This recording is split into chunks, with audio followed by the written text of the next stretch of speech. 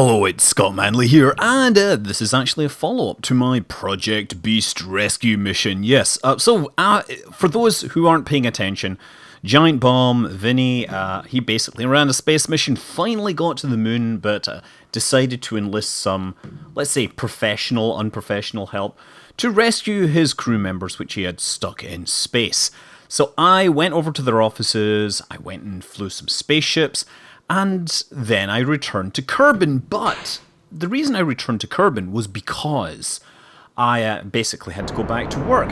And I realized on reflection that I probably had enough fuel left in the spacecraft to take these poor abandoned individuals, these would be Bill, Bob, and Dude-Free Kerman, take them somewhere interesting. I mean, sure, these guys had a great view for many, many weeks, months, possibly years. They'd been just sitting in orbit watching, Kerbin revolve below them.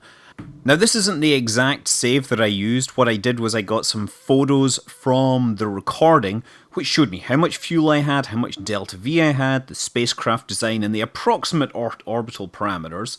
So from that, those parameters, that save file, I'm going to take these guys places. And first of all, as you can tell, we are going to Minmus. Yes, the second satellite of Kerbin that many people overlook. It's actually easier to land on than the moon. I should have probably mentioned that to Vinny while he was wasting all his effort doing that. But it's also rather interesting to look at. So this spacecraft wasn't really designed to land, right? It does not have landing gear because we were just going to be rescuing poor stranded Kerbals from space and then returning to Kerbin. But hey, you can land things without landing gear. You just sit them down very gently on the engine bell, and that, of course, would never actually work in reality, but this is Kerbal's space program. So I used a small amount of my fuel, expanded my elliptical orbit, intersected Minmus, and now I'm putting myself into a circular orbit. This whole thing is being played at about 4 times regular speed because, it would be like an hour long of me sitting around pushing buttons very slowly. So instead, I decide to speed things up. Now, Minmus looks very interesting. It's this kind of weird blue colour, and it has these flat areas that people like to think of as frozen lake beds. I don't think that's possible because if they were ice, it would be evaporating into space all the time. So it's highly unlikely. However, I do think, or I did make the postulate, that it was salt. The colour of Minmus came from salt deposits that were laid down by sublimating ice, and turns out that's one of the best theories to explain the bright spots and craters on the asteroid series, if you've been paying attention to that. Yes, they think they might actually be Epsom salts sitting out there in the base of craters as water liquids bubble to the surface and then evaporate, leaving the salts behind. There is, of course, another theory among Kerbal players that Minmus may actually be made of some sort of delicious Kerbal pudding. I'm not really sure about that. I mean, it's scientifically implausible, and yet it is far more plausible than many of the arguments made by the supporters of flat Earth theories. Anyway, yes, we get out on the surface, we plant our flag. Dude-Free Kerman says, we're here, and we're going to pose for a photo, which means getting everybody out. Turns out that the moon and Kerbin are sitting in a nice place, letting us see everything here. Look, you can see them both. Oh, yes, and he comes down, lands perfectly there, and they're just standing around, talking to each other, saying, look, cheese, look, yay, and there's the moon, Kerbin, the stars, and our spacecraft. Now that was easy. Now this thing had just over 2200 meters per second of delta V, plus our reaction control system fuel, monopropellant. I've did a bit of calculations, and I think if I don't do things too terribly, I should also be able to land on the moon. This is going to be slightly harder because, as you noticed, landing on that engine bell required a very, very flat surface, and the moon doesn't really provide those, but I think we can manage it. So let's head off towards our mooner destiny. If it turns out that we can't actually do it, I may have to send another rescue mission, but Who am I kidding? This is all at 4 times regular speed. I know whether I succeeded or failed by this point, and well, it's time to place your bets, but don't bet against me. I'm not telling you what my bet is. So yeah, we escape, and now we're gonna put ourselves on an encounter with the moon. That will take a little bit of effort, but we'll just get it down there. So I decide to perform the burn basically at the descending node there, so that we're going to end up lined up very nicely with the moon's orbit. There we go, firing those main engines and then getting ourselves coplanar with the moon, which means much more chance of encountering the moon. After one orbit, we get a pretty close encounter, so I make some adjustments, and you see immediately we've got this nice little gravity assist thing going on. That's actually not a good thing for us. We're just going to fly past the moon very closely and then put ourselves into orbit. Once we're in orbit, that's when we will make the go, no-go attempt. So the go, no-go calls. You might hear this during launch. You'll hear the launch controller going around and asking everyone at the consoles, are we go for launch? And everyone will be, go, go. Ecom, go. Capcom, go. Electrics, go. It's pretty awesome. Japanese board game, go. Yeah. Anyway, yes, so here we are. Watch the moon come down. This is actually a pretty cool viewpoint, this, because the moon comes and it zips underneath me, and then I catch up on the moon from behind. It's pretty cool. Like, there we go. The moon is getting closer and closer. It's actually a rather sedate approach to the moon, if you think about it, compared to some of the usual approaches we get. Look how tight that orbit is there. So we calculate our capture. And yeah, it's actually looking pretty good from a delta V standpoint. Now, normally you need 550 to get down and 550 to get back into orbit, but you remember I also have this supply of monopropellant. We can use the monopropellant to maneuver the spacecraft. It's just not powerful enough to move us against the moon's gravity. I'll also say that if you're trying to do a mission where you go to Minmus and the moon, or if you want to go to both targets, then you want to go to Minmus first, almost always, for the simple reason that it has a much lower gravity, and when you're landing, your gravity losses are going to be proportional to gravity. So you want to do it when your spacecraft has a higher thrust-to-weight ratio, so your gravity losses are minimized. There we go, getting ready to perform our burn here. We've adjusted the camera and burned. There we go, nice circular orbit. And now we just need to pick a suitable place to put this thing down. Somewhere that's flat. This may not work too well. This thing is almost certainly going to fall over unless... Well, unless I have a cunning plan, and of course I have a cunning plan. I am full of cunning plans when it comes to being cunning in Kerbal Space Program. Of course, in Kerbal Space Program, when you say cunning plan, you are in fact spelling it with a K.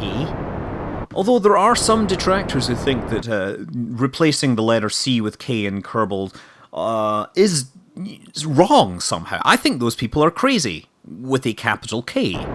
But anyway, we are descending towards the surface here, being careful to try and judge everything just right. You want to really do this in a single suicide burn if you want to do it perfectly, but I ended up burning too soon. I was just kind of feel my way through this. I wasn't relying on anything other than the numbers that were being reported by Mechanical Jeb. I wasn't letting it fly it for me. I did allow the ASAS system to stabilize me. Anyway, we're on a little bit of a slope. So what we're going to do is we're going to touch down very carefully, and then we're going to use the reaction control thrusters to hold us straight. Meanwhile, the chosen one, Dutfrey Kerman, gets out for a quick jaunt on the surface. He is the one that has been tasked with planting a flag. Obviously, if we run out of fuel too quickly, he'll be left behind, but I'm sure we'll be able to do this. Quick, get back in the spacecraft, we're gonna have to leave, and we don't want to leave you behind. Because I don't want to send another rescue mission, do you? There we go, flying up, and Get inside. Quickly, quickly, quickly. Every second is fuel being burned, and we don't want to lose. Oh, crap, he's falling back onto the moon. No! We don't want to have to leave you. I don't know how big a margin I actually have on this. So you see that I did set it up correctly when I designed this spacecraft. I had two decouplers so that I could ditch the main engine and use that final reaction control system based stage to get myself back. Anyway, back to 4 times time acceleration. Heading off across the surface, and initially I began to flatten out my trajectory too quickly, and then I looked at my delta V and realized that I was going to be about 100 meters per second shy. So that meant that I had to make up 100 meters per second of my speed using RCS thrusters, which are not particularly powerful. So there was a very real possibility that if I'd gone too flat that I would end up falling back towards the moon and being unable to get into orbit in time and therefore ruining everybody's day. This is all in one take, incidentally. I might upload the unedited version for you just to appreciate, but I wasn't recording any voiceovers at the time. So there we go, get myself my escape vector set up, and we're going to estimate this thing here. So when I started firing my engines, I got a little concerned because it started firing all of the reaction control system thrusters. So I turned off stability control and decided to manually steer the thing to minimize my steering losses. And, well, as it turns out, that was pretty important. This bit took a really long time, and this is being played back at like 12 times regular speed. Aren't you glad that you don't have to sit through this thing? The whole thing took me about an hour of gameplay. So you can still see that we're getting there, but my navigation marker, I just got rid of it because the maneuver node was not quite accurate. But there we go! Not only do we escape the moon, but we get our periaps right down to, well, just inside Kerbin's atmosphere. Now, I'm only going down to about 46 kilometers initially. The reason is I didn't put a heat shield on this thing, so I have to be very careful in the re-entry, and this means I'm going to make multiple passes over the planet Kerbin. I'm going to ditch... Oh, there goes stuff. There goes my solar panels. So I'm pretty much... I'm doomed at this point to follow whatever course physics will provide me with. Because I don't have any power to control the steering, I don't have any reaction control system thrusters, I am but a ballistic object, flying around, slowing down a little at a time. I'm going in deep enough that I am actually losing, a bit of altitude each time. This would be really bad if you were in the Apollo mission, right? They had real concerns that if they did not go deep enough into the atmosphere, they would skip off into space. And while that meant that they would eventually fall back to Earth, unfortunately by the time they got there, their life support would have probably run out. But this is Kerbal Space Program, and I don't have any life support mods installed, so I can just sit here and watch this bleed off speed over successive approaches to the atmosphere. We're getting down to about 42 kilometers, and then we skip back up. It's looking rather beautiful, I must say.